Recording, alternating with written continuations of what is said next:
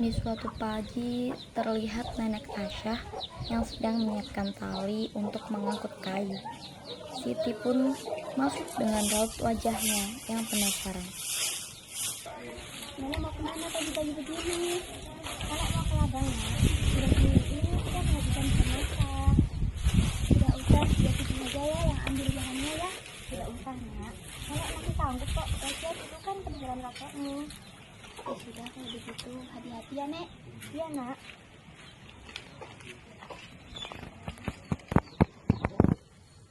Nenek Asyah pergi ke hutan milik keluarganya untuk mencari kayu yang ia gunakan untuk mencukupi kehidupannya.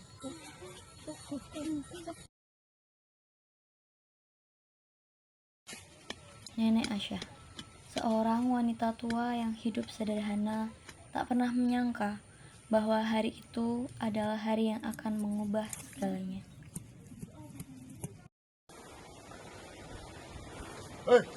Siapa di sana?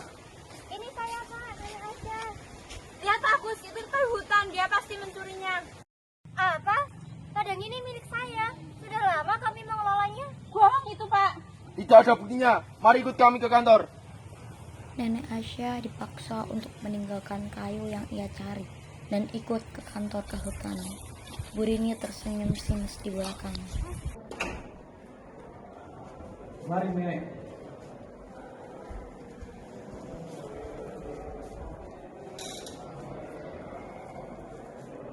Mari, Nenek. Bu Rini.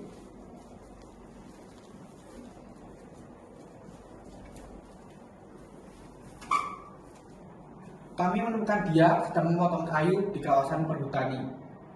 Saksinya adalah Bu Rini. Kami juga sudah lama curiga, dia sering mengambil kayu, mungkin untuk dijual diam-diam. Tidak, semua itu tidak benar. Ladang itu milik saya, Bu. Jika tidak mempunyai dokumen kepemilikan, kami akan mengajukan kasus ini ke pengadilan. Baik, Jika sudah selesai kepentingannya, boleh meninggalkan rumah.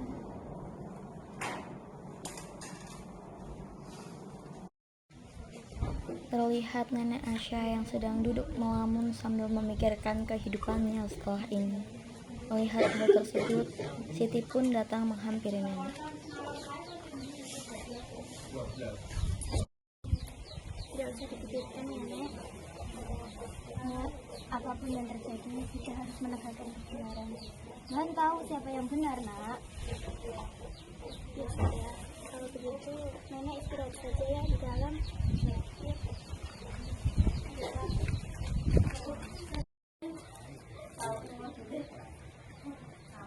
Siti, tolong temani dan dampingi Nenek sampai Nenek bisa tenang. Iya, Pak. Tolong bantu Nenek ya, Pak. Ladang itu milik kami. Ya, akan coba saya bantu carikan dokumen-dokumen untuk membantu persidangan Nenek nanti. Ya, terima kasih ya, Pak. Ya. Keesokannya, di ruang persidangan, terjadi sebuah persidangan yang akan menentukan kehidupan Nenek Asyah ke depannya. Terdakwa didakwa mencuri kayu dari lahan perhutani. Berdasarkan bukti, kami menuntut 5 tahun penjara dan denda 500 juta. Apa pembelaan terdakwa? Yang mulia, kayu itu milik saya. Kebun itu milik warga kami sejak dulu. Kami hanya mengambil apa yang menjadi hak kami, yang mulia. Bohong yang mulia, dia sering mengambil kayu tanpa izin. Itu fitnah. Ladang itu memang milik kami. Jelas-jelas itu milik pemerintah. Harap tenang.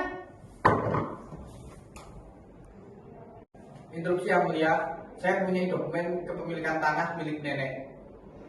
Akan saya bawa ke depan. Untuk membela Nenek Asyah, Pak Herman pun maju ke ruang persidangan untuk memberikan dokumen kepemilikan tanah milik Nenek Asyah.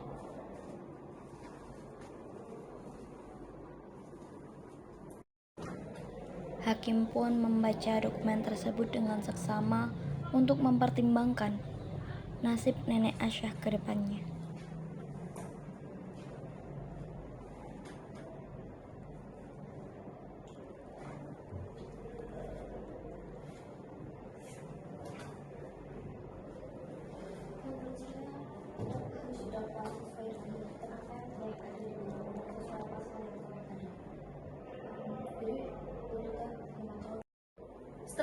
mempertimbangkan semua bukti, kami memutuskan terdakwa dinyatakan bersalah karena kurangnya bukti yang kuat dan dijatuhi hukuman 5 tahun penjara dan denda 500 juta.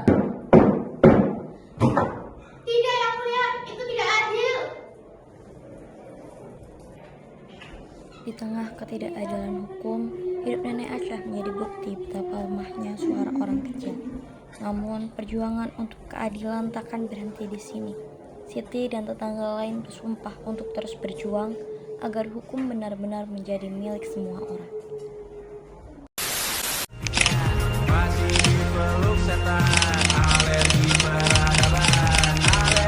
Sorotan berikutnya, Saudara, Harvey Moise divonis 6 tahun 6 bulan penjara dalam kasus korupsi timah yang merugikan negara 300 triliun rupiah. Lagi heboh kasus korupsi. Mantan Menteri Pertanian Syahrul Yassin Limpo sudah menjadi tersangka, kemudian sempat menghilang, kemudian akhirnya disiduk dan menjadi tahanan KPK karena diduga korupsi saat menjabat sebagai Menteri Pertanian. Pengadilan Tipikor menggelar sidang perdana kasus penerimaan suap dan gratifikasi 3 hakim Pengadilan Negeri Surabaya atas vonis bebas Ronald Tanur. Ex-Menteri Perdagangan Tom Lembong ditetapkan sebagai tersangka dugaan korupsi saat menjabat di era Presiden ke-7 Joko Widodo. Ketika itu Tom memberikan persetujuan impor gula untuk menstabilkan harga gula. Sekitar 8 tahun usai menjabat menteri di era Jokowi, Tom ditetapkan sebagai tersangka berdasarkan penyidikan Kejagung sejak Oktober 2020. Paling kayu 5 tahun. Paling ayam 7 tahun. Paling kundang jadi batu. Paling rumah 9 tahun. Merugikan negara 300 triliun 6,5 tahun. Hah? Nggak usah kaget, kayak baru tinggal di Indonesia aja. Makanya harus sopan, harus punya 4S, senyum, sapa, salam. Baru 3? Satu lagi? Iya. Suap.